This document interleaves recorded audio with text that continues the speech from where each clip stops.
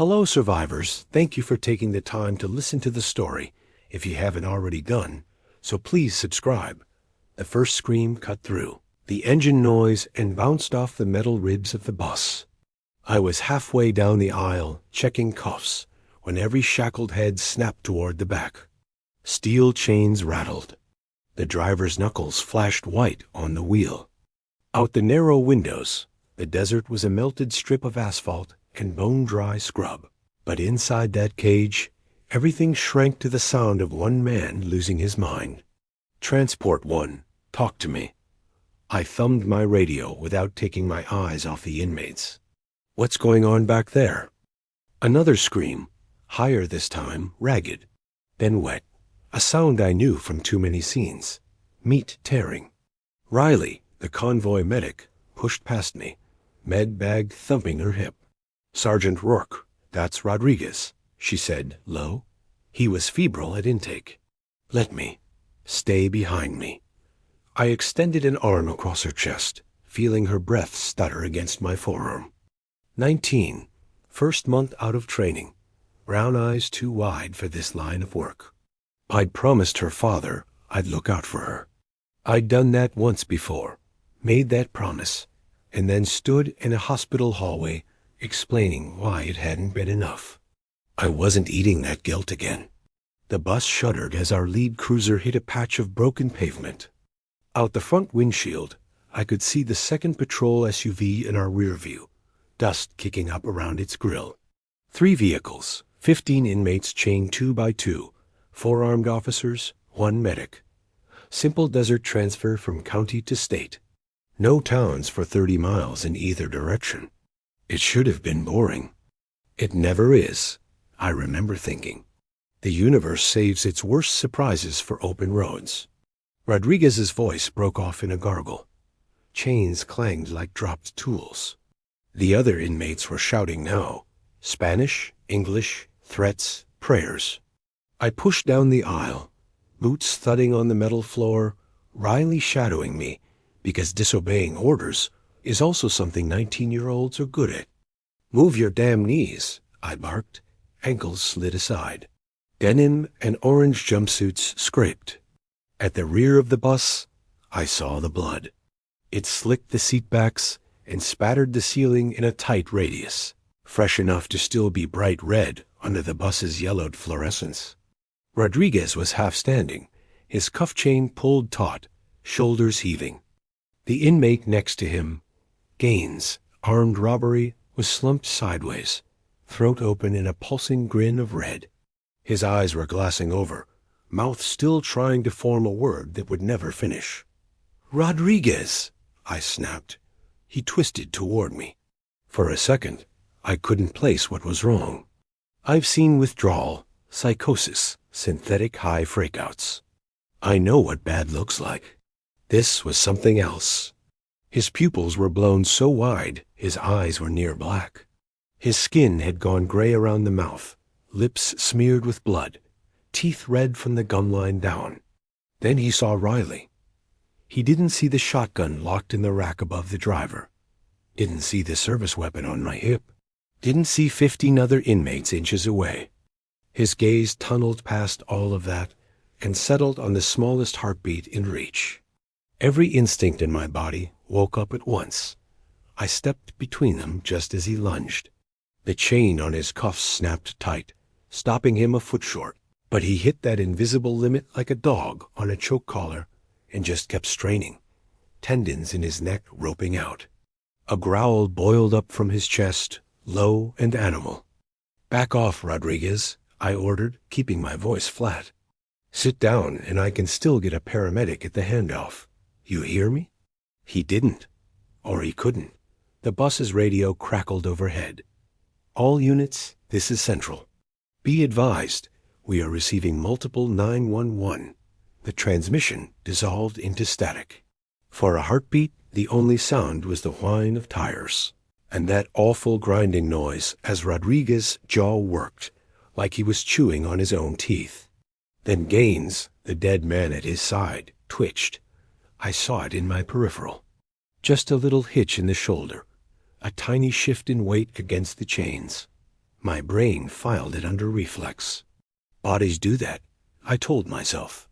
Nerves misfire. It's nothing. Gaines sat up.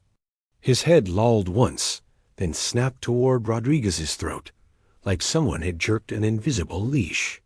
His eyes, which had been glazed and unfocused a second before, locked onto the nearest living heat source. He inhaled, a wet, hitching drag, and his fingers curled, nails scraping metal. Riley's fingers tightened around my sleeve. "Sergeant," she whispered. He bled out. I checked his vitals 10 minutes ago. He was gone. Gaines moved like he'd never been human.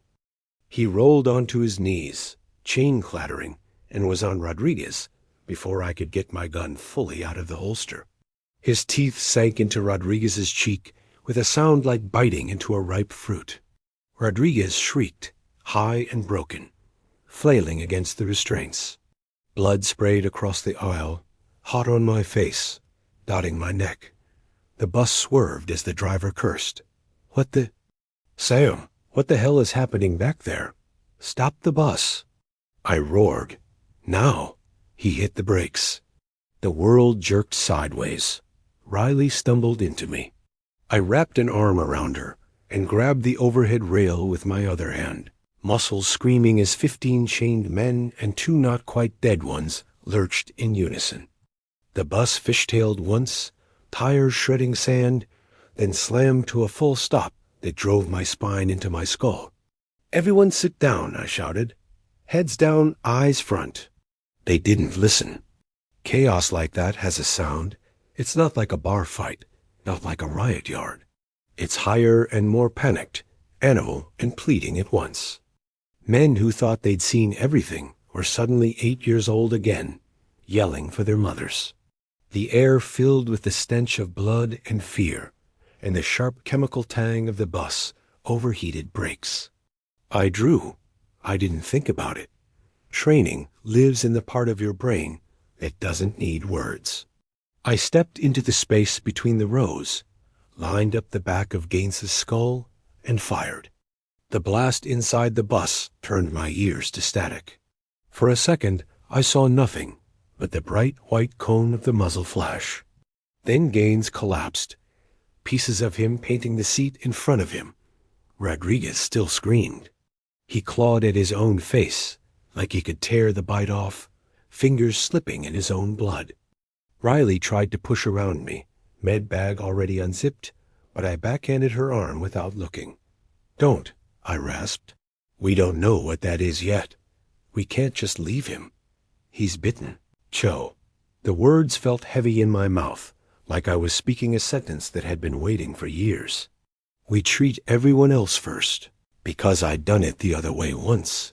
I'd gone straight to the one bleeding the most, the one who looked worst, and I'd lost 3 others while I poured everything into the wrong wound. Half the time, survival isn't about compassion. It's about cruel math. But I still hated the way Rodriguez's eyes found mine, pleading, as if he could see that calculus happening behind my face. The rear emergency exit banged open. For a second, I thought it was another inmate. Then I saw Ortega Miles Ortega, youngest officer on the team, baby beard and a stupid sun tattoo curling up over his collar hanging onto the outside ladder, one hand on the handle, boots scrambling for traction on the bumper. He jumped from the trailing SUV before it fully stopped. "Sam," he yelled, voice thin over the screaming. We got a code red from Central. His shout cut off as he took in the scene. The blood, Gaines in pieces. Rodriguez half-eaten and still conscious. "What the—" "Get this door closed." I barked, nothing in or out until I say so. "Where's Sergeant Holloway?" Still in the lead car. His eyes were big now, darting between Rodriguez and me. "Central," said Sam. "They said people are attacking each other, biting. They said don't let anyone who's been bitten." Rodriguez convulsed. His back arched, muscles bowstringing under the cheap fabric of his jumpsuit. The screaming cut off mid-note, like someone had flicked a switch. Then, in the span of a breath, All that color drained from his face. His head sagged forward, chin to chest. Riley whispered, "Oh my God, he was dead. I've seen death enough to know when it walks in." The bus seemed to hold its breath, every man watching that bowed head. "Sam?" Miles's voice was small. "What do we do?" I opened my mouth to answer. Rodriguez snapped his head up. There is no good way to describe the wrongness of that motion to someone who hasn't seen it. It was too fast, too jerky, like frames missing from a film reel.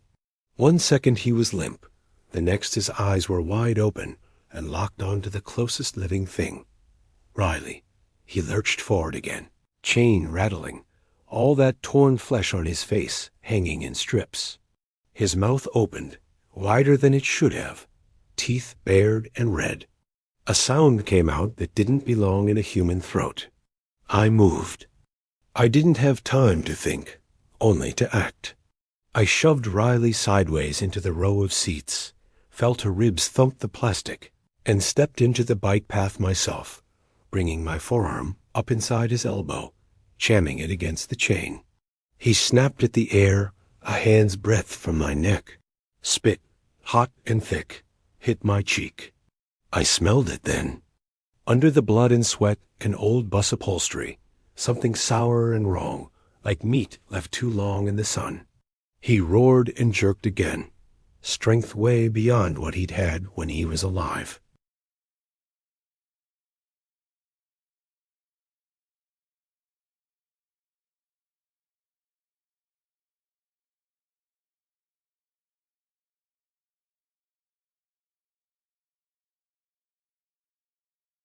"Sam," Miles yelled. "Move!" I didn't. If I stepped back, if I gave him a gap, Riley would fill it. Some choices don't feel like choices at all. "Show," I grunted, muscles screaming. "Seat belt. Now." She fumbled with the webbing, clipping the belt across her waist, hands shaking. Good. If I lost my grip, at least she wouldn't tumble into his reach.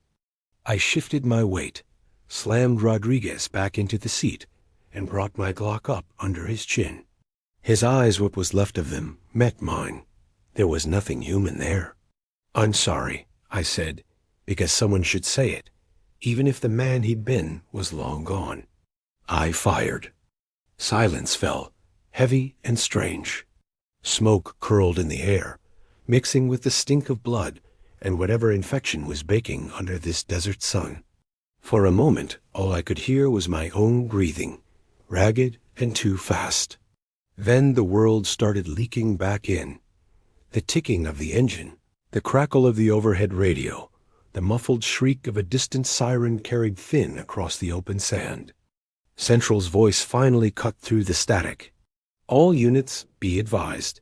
We are upgrading all assaults with biting behavior to potential biohazard incidents. Repeat, do not allow any bitten." The message dissolved again. Miles swallowed hard. "Biohazard," he echoed. "Sam, are they saying, is this some kind of disease? Does it matter what we call it?" I holstered one weapon with hands that weren't quite steady and took out the keys to the inmate restraints. "We need to get everyone off this bus and away from the bodies before whatever that is spreads." Behind me, one of the inmates laughed, a high, hysterical giggle. "Spreads? Man, you shot 'em in the head. They ain't spreading nothing but brain on the seats." "Shut up," another snapped. "You saw Rodriguez. He died and got back up like the devil yanked his leash. That ain't right, man. That ain't—" I cut them off. "You're all going to listen to me very carefully. No one moves without my say-so. Anyone who is bitten, scratched, or got someone's blood in their mouth or eyes, you shout it out. Right now." Silence. They looked at each other, at the bodies, at me. Slowly, 2 hands lifted. One belonged to an inmate near the middle, a lanky guy named Harlan Pike, who'd done 10 years without a single incident. The other was Miles. He stared at me, lower lip shaking, and then at the thin line of red across the base of his thumb, where he'd grabbed for Rodriguez during the first struggle. It wasn't much a scrape more than a wound, but Gaines's blood was smeared across it in a dark crescent. "I didn't even feel it," he said hoarsely. "It's nothing, right? Just a scratch. You saw worse in Afghanistan, right, Sam?" This is nothing." My chest tightened. The desert outside seemed to press in through the glass. Heat and emptiness and miles of nowhere. I could hear his mother's voice in my memory. That day at the precinct barbecue, when I'd promised her I would bring her boy home. I didn't have words for him yet, not honest ones. "Wrap it," I said instead. "Riley, glove up. Saline, gauze, whatever you've got. We're isolating him in the front row. Pike, you too. You two don't touch anyone. No one touches you." Riley moved on autopilot, snapping on gloves, her face pale but focused. She pressed a compress into Miles's hand and taped it down, hands gentle. Pike held out his forearm, where a shallow arc of teeth marks bruised his skin without breaking it. I noted every detail, because that's what my brain does: catalogs, counts, tallies what I might lose. We disembarked into the heat in a controlled spill of bodies and chains. The desert hit us like an oven door opening. The horizon shimmered, the road a black ribbon slicing through nothing. Our 2 patrol SUVs idled front and back, their red-blue light bars dead, because out here, who would they be warning? Sergeant Hall stepped out of the lead cruiser, hand already on his sidearm. "Rourke, report." I glanced back at the bus. 2 shapes lay slumped in the rear, belts of shadow and blood. The smell would never come out of that upholstery. Maybe that didn't matter. Maybe no one would ever ride in that bus again. "We've got 2 down," I said. 1 reanimated. I put them both down with headshots. 2 possible exposures, segregated and bandaged. Central's calling it a biohazard. We need clear orders. Hale's jaw worked. He was older than me by 10 years, a lifer in the department, a man who believed every problem could be solved with enough policy and enough rounds. Right now, his eyes looked like my mirror. "There are no orders," he said quietly. "Central went dark 30 seconds after that last transmission. Phones are jammed, radio's a mess of panic. Whatever this is, it's not just us." Behind us, one of the inmates shuffled in his chains. "Hey, Sarge," he called. "You suits figure out if we're dead yet, or do we get a vote?" Halle ignored him. "We turn around," he decided. "Act to county facility. Resecure everyone. Quarantine Miles and the other one. Wait for state or Fed guidance." "We're over an hour out," I said. "And if whatever this is spreads the way it looked like in there." "Sir, we don't know what we're driving back into. We don't know what's ahead either." He was right. Left was the prison we'd left. Right was the state facility we'd been heading toward. And in between was a map that suddenly meant nothing. The rules had changed in a single bus aisle, and the manual didn't have a chapter for the dead getting back up. Riley shaded her eyes, squinting east. "There's a small town about 20 miles ahead," she said. "Gas clinic, maybe a sheriff's substation. If the hospitals are getting flooded, they might route people there first. They might have information. Or they might just have more of this." She glanced at the bus, unable to say zombies, like the word itself was a superstition. I looked at Miles, at his bandaged hand and the sweat tracking down his temple. At Pike, standing very still, as if moving might stir whatever was under his skin. The protective part of me wanted to turn around, to drive back to familiar fences and concrete and cameras. The tactical part knew that sometimes going back is just a slower way to die. "We move forward," I heard myself say.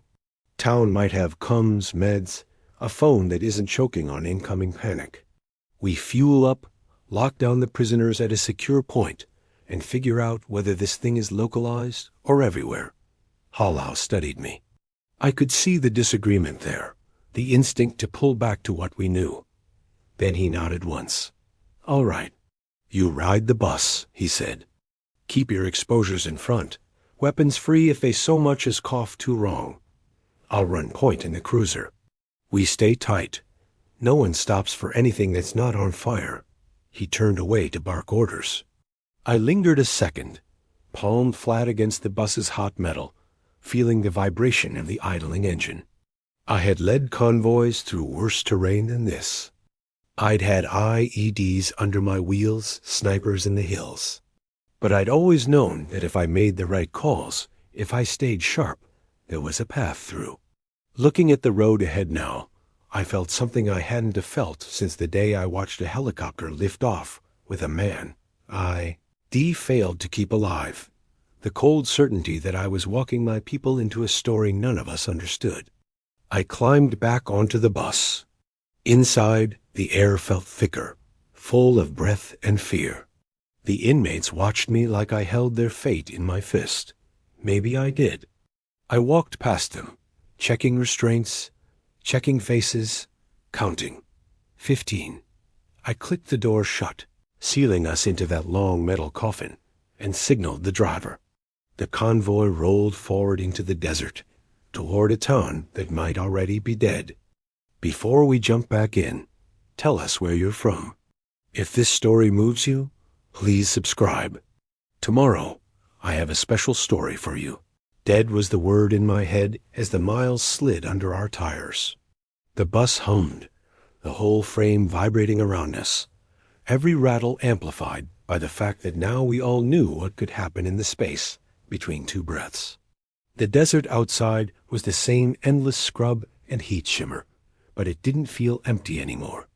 It felt like distance between us and whatever the hell was happening to the rest of the world. Riley sat across from Miles in the front row, watching him the way you watch a stove you're not sure you turned off. His bandaged hand rested on his knee. Sweat slicked his forehead. Every few seconds, he swallowed hard like his throat was full of sand. "You tell me if anything changes," I said quietly. He tried for a grin and didn't make it. "What, like if I start craving raw steak?" "I'm fine, Sam."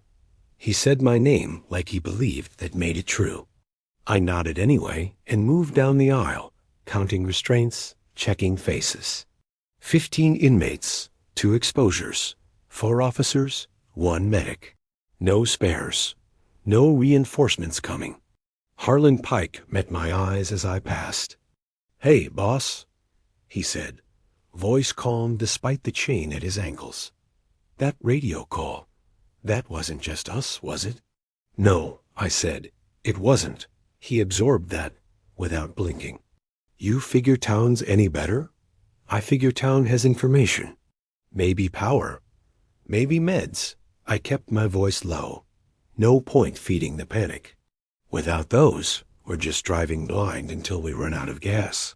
He nodded once, like a man accepting bad odds in a game he'd already sat down to play. The driver O'Neill, quiet, solid tapped the windshield with 2 fingers. "Sign up ahead," he called. "Dempsey Wells. 10 miles. I stepped up behind him, bracing one hand on the seatback. A green highway sign loomed out of the heat haze. Bullet holes punched through the D and the W. Below the town name, someone had spray painted a crude skull over the speed limit numbers. Beyond it, on the horizon, a low smear of structures rose out of the desert gas stations, a motel, a cluster of low roofs. From this distance, Dempsey Wells looked like any other nowhere town.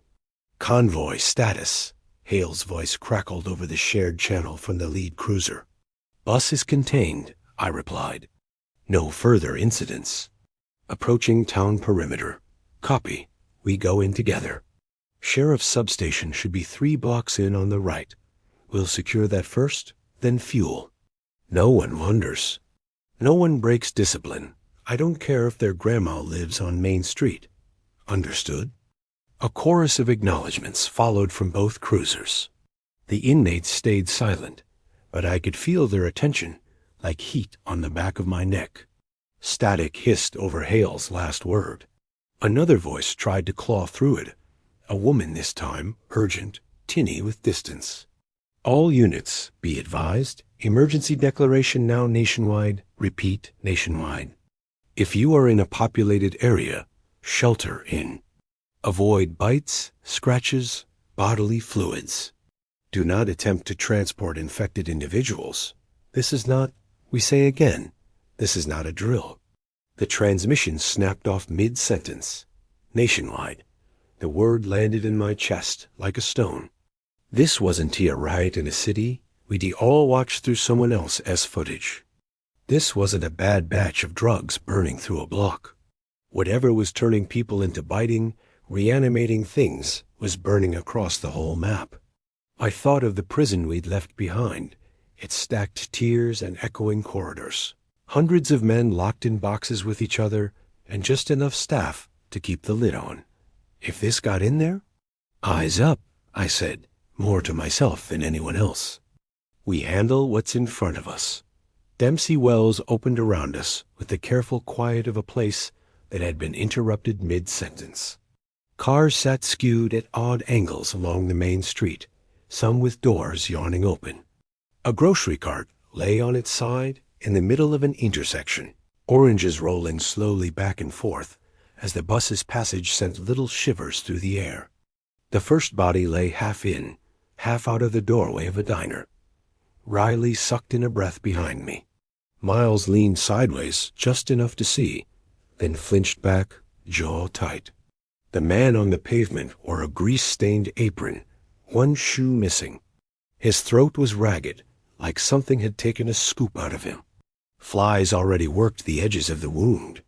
For a second, I waited for him to move. He didn't. Keep going, I told O'Neill.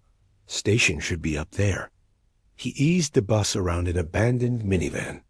As we passed, a child's car seat came into view in the back, straps dangling. The buckle was smeared with something dark. My grip tightened on the seatback until my knuckles hurt. The sheriff's substation squatted at the corner of 3rd and Main, a squat brick building with barred windows and a flag hanging limp and crooked on the pole. The front glass doors were cracked, but not shattered. A cruiser sat half up on the curb out front, driver's door open, light bar dead. Hale's UV rolled to a stop at an angle, providing some cover. The trailing cruiser boxed us in from behind. For a moment, the 3 vehicles idled together in the street, engines ticking, heat radiating off metal and asphalt. "Rourke," Halle said over the handheld, "you and Cho clear the station. Take Pike as extra hands if you have to.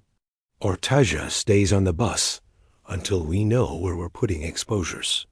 I'll cover the entrance and get eyes on the street." "Copy." I turned back down the aisle. "Listen up. We're going to move in controlled groups. No running, no shouting, no heroics. You stay chained until I say otherwise. If anyone decides to test me today, I will put you down before whatever's out there gets the chance. Nod if you understand." Chain links clinked as heads bobbed. Harlan Pike lifted his cuffed hands slightly. "You cut my ankles. I can carry whatever you need me to. Boss. I've hauled worse than water cases." Every instinct screamed that taking a convict into a half-cleared station was asking for trouble. Every tactical calculation said an extra pair of hands could be the difference between getting the lobby secure and dying in the doorway. One bad decision either way. "Fine," I said. "O'Neill, you unlock Pike's ankle chain only. Hands stay cuffed until we're inside and cleared. Pike, you so much as think about bolting, and I shoot you in the leg and let the desert decide the rest. We clear?" He gave me a little half-smile that didn't reach his eyes. Crystal. We disembarked into heat that hit like a fist. The street was too quiet. No dogs barking, no distant music, just the low rumble of our engines and the click of metal as inmates shuffled down the steps. The air smelled wrong. Under the familiar scents, hot asphalt, oil, dust something sour clung, a rot that didn't match the number of bodies I could see. Riley stuck close to my shoulder, med bag strap digging into her collarbone. Pike walked on my other side, chains clinking lightly, his gait unhurried, eyes scanning as if he'd never left a job site, just traded rebar for bars. Halle took position at the base of the substation steps, shotgun cradled, gaze raking the street. "You got 3 minutes," he said. "If it's not clear by then, we pull back and rethink." 3 minutes, I agreed. I pushed the cracked glass door open with my boot. Inside, the air was cooler but staler, thick with the smell of old coffee, sweat, and something metallic. The front lobby was empty. A bulletin board hung crooked on one wall, flyers shedding thumbtacks like autumn leaves. A pot of coffee sat burned dry on a hot plate behind the reception counter, its bottom black and flaking. "Sheriff's Department," I called, low but firm. "This is Sergeant Samuel Rourke, County Corrections. If you're in here, call out." Silence. I motioned Riley toward the counter. "Check for keys. Holding cells, armory, anything marked." She slid behind the desk, rifling drawers with careful speed. I led Pike through the metal detector, its power light off. The hallway beyond split left and right. The left led toward the holding cells bars visible at the far end. The right toward offices, and if this place was built like the small station I'd worked out of once, an evidence room and a tiny break area. "Cells first," I murmured. We moved down the corridor, each step deliberate. My boots sounded too loud. Pike's chain rasped across the tile. The first cell was empty. The second held a man in a stained T-shirt, slumped on the bench, wrists cuffed to the rail. His head hung forward, hair hiding his face. "Sir," I said. "You hearing me?" No response. I edged closer, gun trained center mass. Last chance. His shoulders hitched. My finger tightened on the trigger. He raised his head slowly. His eyes were dull, unfocused, pupils normal. His skin was gray with exhaustion, not the waxy wrongness I'd seen on the bus. A split lip had scabbed over. No fresh blood. "About time," he croaked. "They all just ran out of here." Phones ringing, radio screeching, then somebody yells they're locking down the highway. He squinted at my uniform. "You ain't local."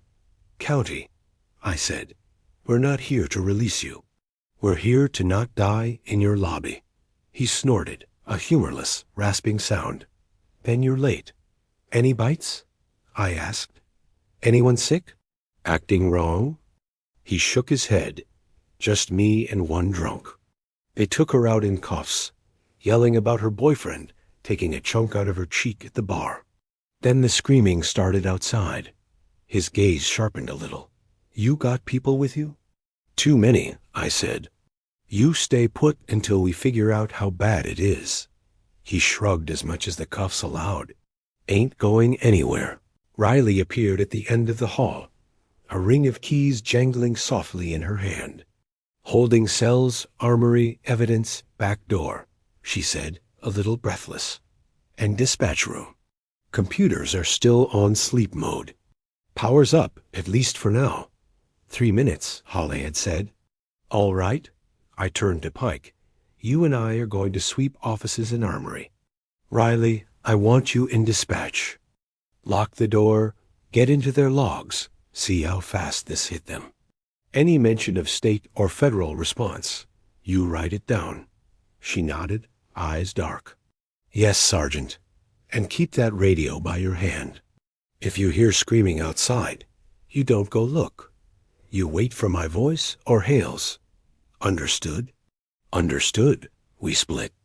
The armory was a closet with delusions of grandeur, 2 shotguns left on the rack, a half-empty case of shells, one AR-patterned rifle with a sticky note on it that said, "Don D. Give to Decker," in messy handwriting.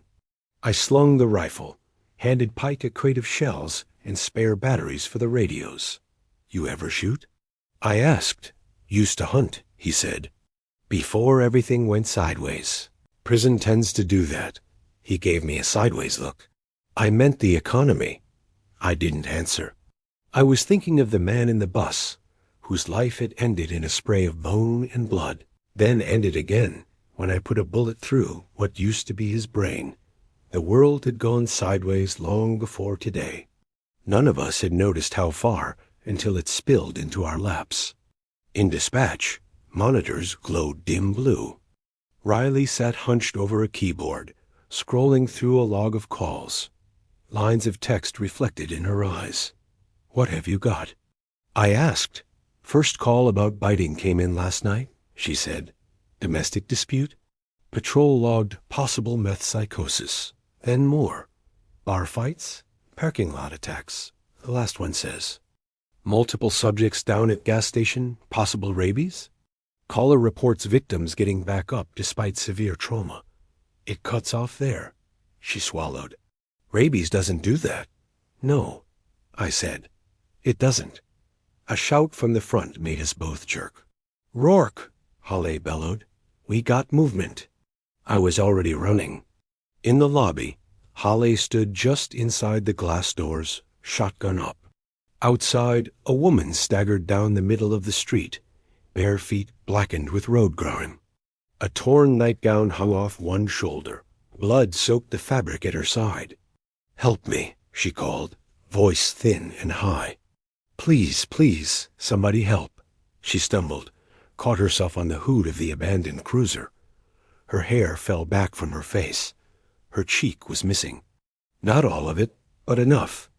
A crescent of flesh ripped away, teeth marks stamped in the purpled edges. Blood slicked down her neck and chest. Her eyes were wrong too bright, unfocused, pupils huge. Riley's breath hitched behind me. "Sam," she's still talking. "That's not like the others. Maybe if we get pressure on it, antibiotics." The woman's plea broke off in a gurgle. She straightened slowly. Her gaze tracked toward the sound of our voices inside the station. Her lips peeled back from her teeth. She screamed. It wasn't a word. It wasn't anything human. It was a raw, tearing sound that scraped down my spine. From somewhere deeper in town, another voice answered, and another. Hall cursed under his breath. "We're out of time." "Back up," I snapped.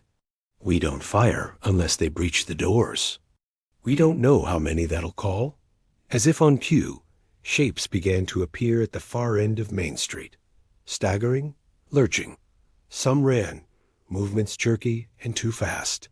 Others shambled, heads cocked, drawn by the sound. The woman jolted into motion, sprinting toward the doors with a speed her shredded leg shouldn't have allowed. "Sam," Riley began. "I see her." I raised the rifle. My world tunneled down to the red dot dancing on her forehead. She was still close enough that I could see her eyes, the streaks of salt on her blood-crusted cheeks. "I'm sorry," I whispered, and squeezed. The bullet punched through glass and bone. She crumpled, momentum carrying her the last few feet so that she slid into the base of the door with a dull thud. The sound of the shot rolled down the street like a challenge. The shapes at the far end broke into a run. "Everybody inside now," Hall roared. Outside, O'Neill hustled the last of the inmates up the steps, chains clanking. The trailing cruiser's doors slammed as the remaining officer sprinted for the entrance. For a second, the scene devolved into pure panic, men pushing, shoving, trying to get through the opening before the things on the street reached them. I planted myself at the edge of the doorway and became a funnel. Single file. I barked, "Move or you get moved." I grabbed jumpsuits, hauled men sideways, shoved them down the hallway. Halle fired once over my shoulder. Then again, each shot a punctuation mark in the chaos. 2 of the runners went down. The rest climbed over them. Something small and hard slammed into my calf. I glanced down. Miles. He'd come off the bus against orders, eyes wild, skin sheened in sweat. "Sam, the ones in the back are freaking out," he gasped. They saw the bodies in the street. One started ramming the windows with his shoulders. "If that glass goes, get inside," I snapped. "Find Riley. Stay with her." He opened his mouth to argue. I grabbed his vest and shoved him toward the interior corridor. Pain flared in my fingertips where they brushed his bandaged hand. For a second, the world narrowed to that contact, that thin line of gauze between his blood and my skin. He disappeared down the hall. Halle fired again. The shotgun clicked empty. He cursed, stepped back as I took his place in the doorway, rifle barking. The first of the infected hit the steps. Up close, they were worse. These weren't shambling movie monsters. These were people faces sunburned and stubbled, hair tangled with sweat, some still in pajamas, others in work boots and reflective vests. Their eyes were wrong, though. Every single one. Lone pupils, irises ringed in a sickly yellow. They came at the glass with hands and teeth, smearing it with blood and spit. Cracks spiderwebbed across the surface. "Fall back," I shouted. Interior door. We retreated in a controlled stumble, Hayel covering with his sidearm while I laid down precise shots, aiming for heads, conserving rounds. Every time one went down, another filled the space. Riley slammed the heavy security door at the end of the lobby as we reached it. The magnetic lock clunked home. On the other side, the glass doors shuddered under the pounding of fists and skulls. The sound was a steady, mindless drumbeat. The world shrank. Me, Halle, Riley, Miles, Pike.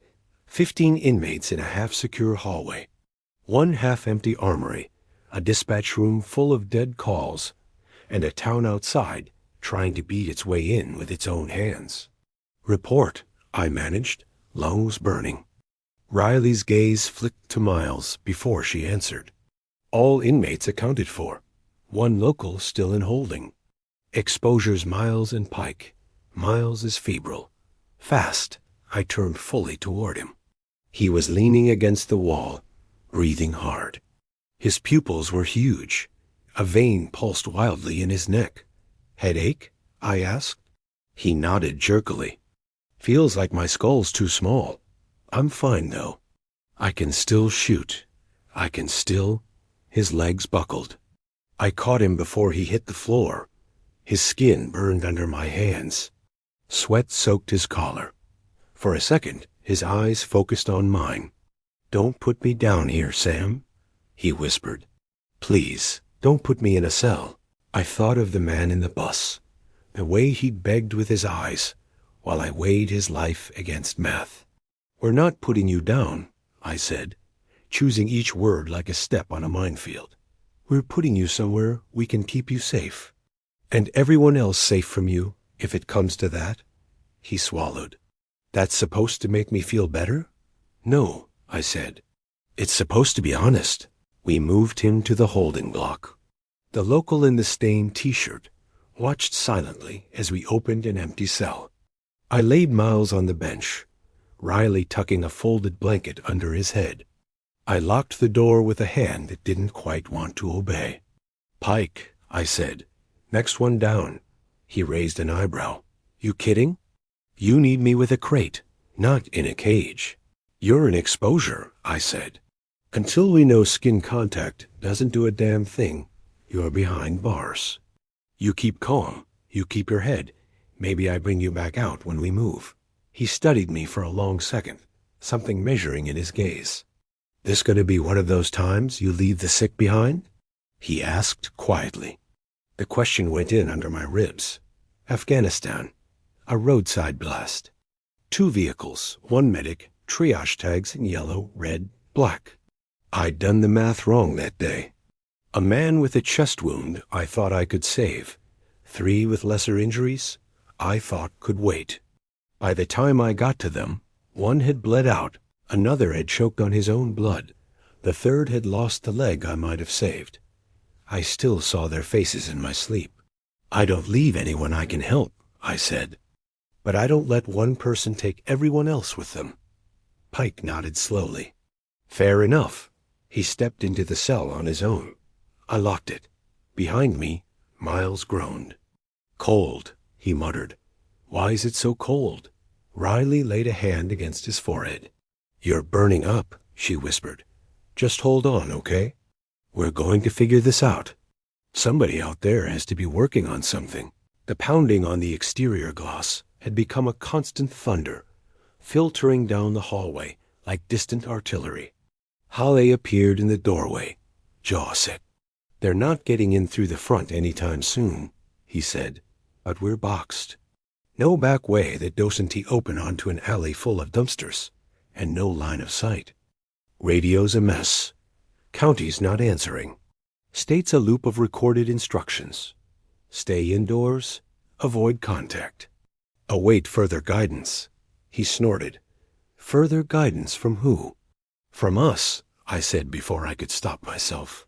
They all looked at me. I didn't want that. I wasn't in charge here. Hale outranked me.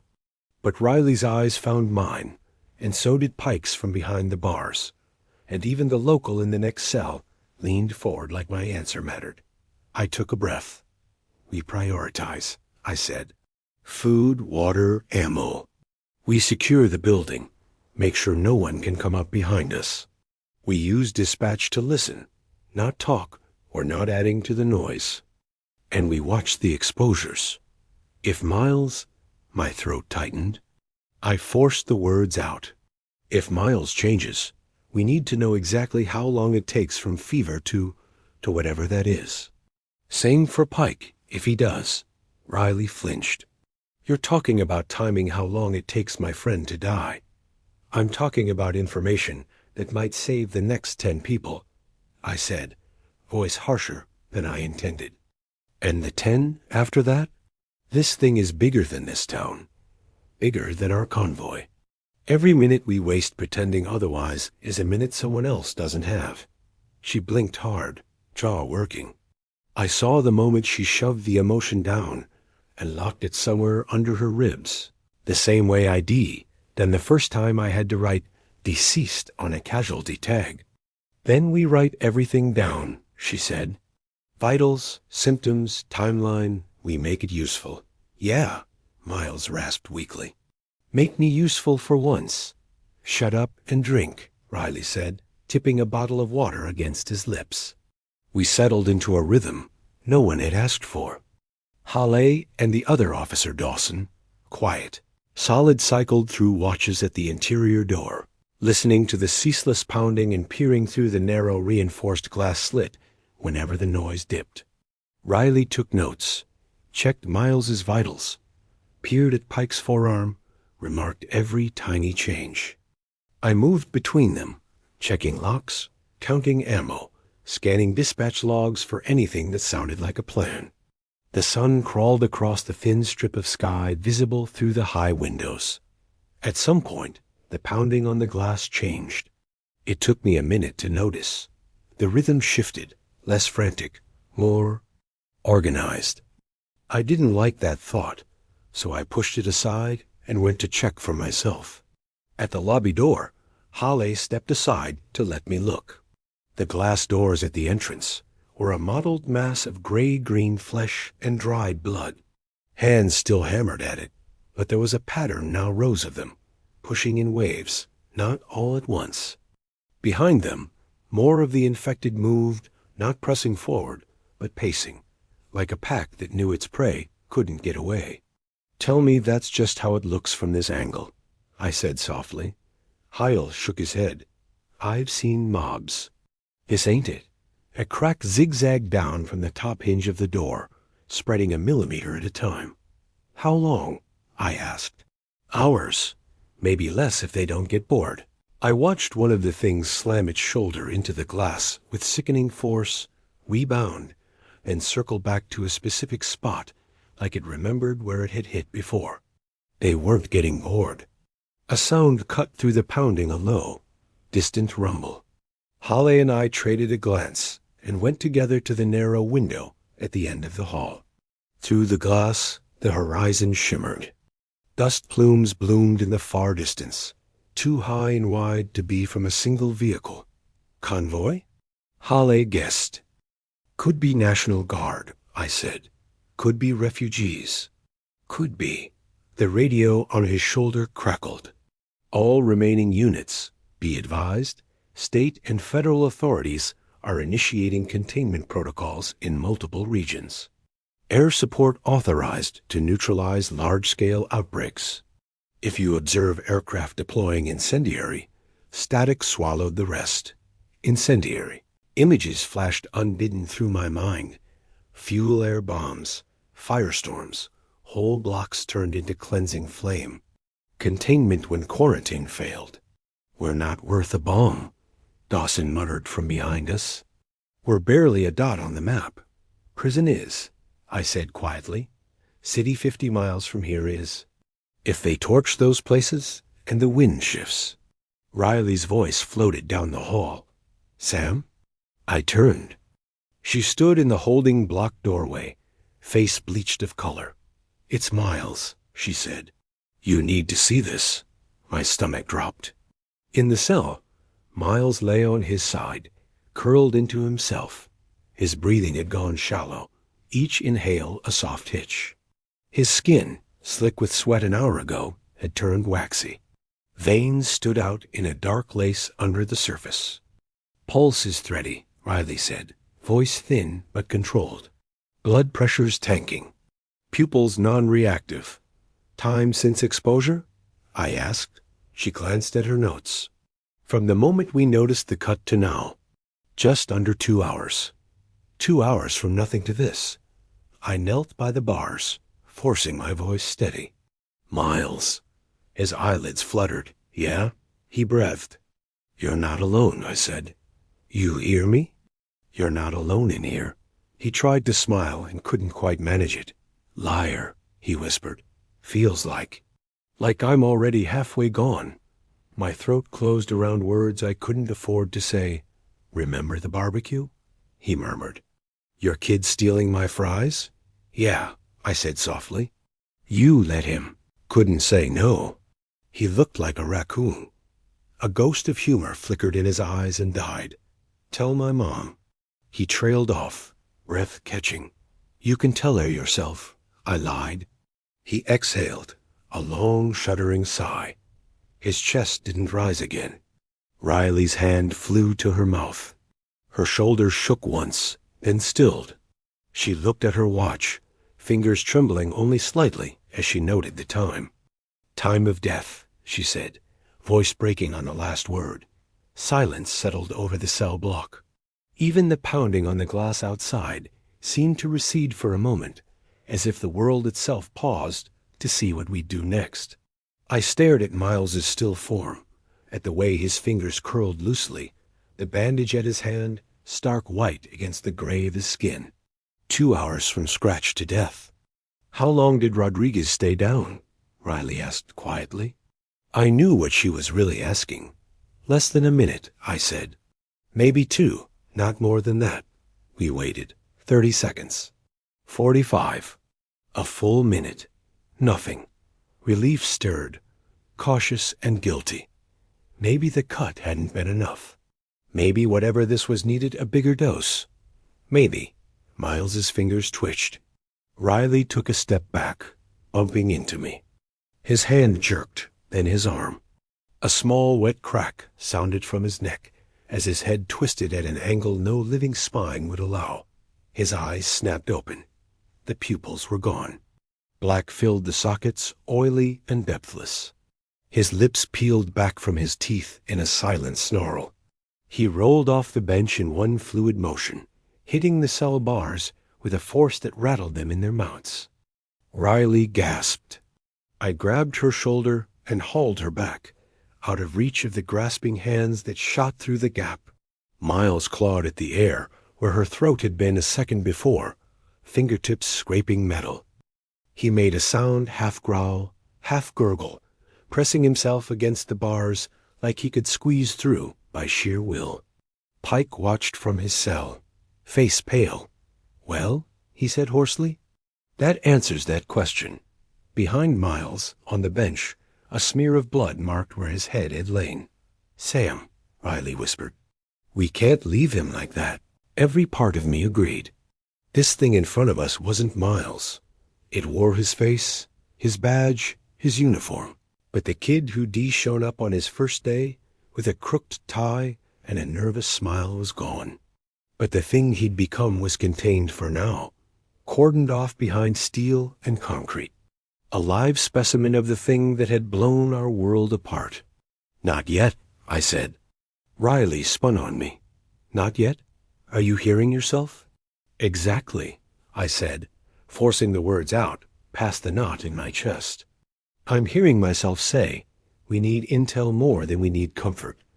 We know the timeline now. We know a scratch can do it. We know what they look like before and after. If we put him down now, we don't learn anything else. You want to study him?" "I want to watch," I said, "for how fast he moves, what he reacts to, whether he tires, whether he thinks. Because if those things out there get in, or if we have to go back out to them, knowing that could be the difference between us living and dying." Her eyes shone with unshed tears. "He was my friend." "He still is," I said quietly. "That's why we make his death mean something?" She turned away, shoulders rigid. Miles, what used to be Miles, slammed himself against the bars, again and again, fingers splitting, nails peeling back, bone beginning to show. He didn't seem to notice. From the hallway, the distant pounding on the front doors intensified.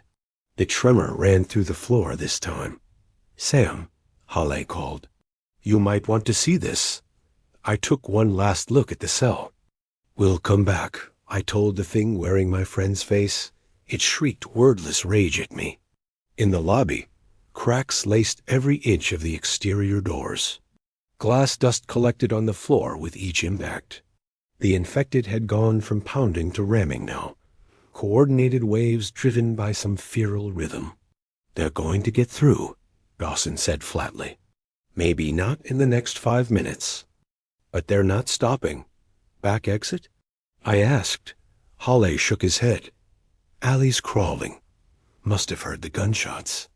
We're boxed unless we go through them." Outside on the horizon, the dust plume had grown. Shapes moved within it, vehicles, lots of them. No way to tell if they were military, civilians, or something in between. We were trapped in a brick box, with the dead battering at the doors, more dead locked in our cells, and something big rolling toward us through the desert.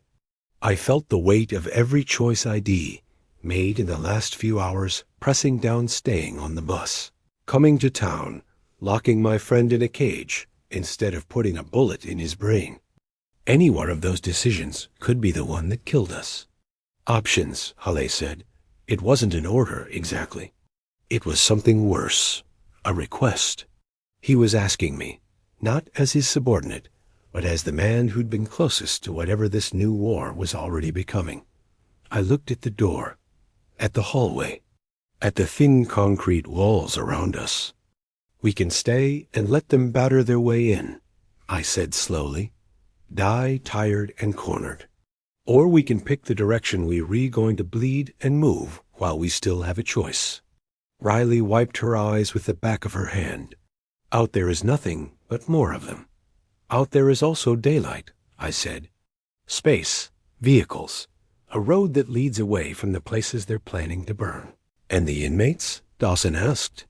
"You planning to uncuff them and hand them rifles?" I thought of Pike stepping into his cell without a fight, of the others watching me on the bus, eyes sharp despite the fear. "I'm planning," I said, "to decide which devil's ID rather have at my back when we run through hell." For a second, no one spoke. Then the crack in the front doors split with a gunshot pop, a jagged sliver of daylight knifing through. A gray hand forced itself into the gap, fingers flexing, nails scraping the interior frame. We were out of time. "Suit up," I said. "We move in 10. We take what we can carry, we leave the rest, and we punch a hole straight through the worst of it. If this is the end of the world, then we're not going to die locked in a waiting room." The hand at the door clawed, skin splitting, bone grinding against metal. Behind me, from the holding block, Miles screamed, a high, inhuman sound that harmonized with the pounding outside. I felt the world tilt, balancing on the edge of a knife. 2 more great stories are next. Don't miss them. Subscribe and turn on notifications.